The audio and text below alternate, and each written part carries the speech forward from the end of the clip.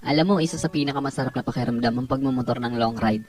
Yung tipong pagsakay mo pa lang ng motor, pagpaandar ng engine, may mararamdaman ka ng kakaibang saya.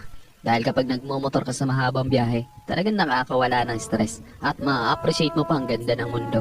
Yung tipong habang nagmumotor ka, masasabi mo na lang sa sarili mo na, wow, ang sarap palang mabuhay. Ang ganda pala ng mundo. Lalo na kapag ang patakbo mo yung chill lang, yung ini-enjoy mo lang talaga ang moment. Madami kasi tayo kanya-kanyang problema sa buhay. Pero kapag nagmomotor ka na, makakalimutan mo ang problema mo. Lalo na kapag maganda ang view, maganda ang kalsada, tapos hindi mo namamalayan, nagkakaroon ka na pala ng positive mindset dahil magaan ang pakiramdam mo eh. Kaya kapag stress ka na, kailangan mo lang din talaga minsan ng mahabang biyahe bilang isang pahinga eh. Ang weird no? Kasi nakakapagod magmotor pero ito yung pahinga ng gusto-gusto ng marami. Pero sasabihin ko sa'yo, hindi katawan ng napapahinga kapag ka nagla-long ride ka eh. Kundi yung utak mo, kundi yung sarili mo mismo. Kaya deserve mo rin mag-enjoy, deserve mo makarating sa magagandang lugar, deserve mo ng bagong experience, ng bagong kwento.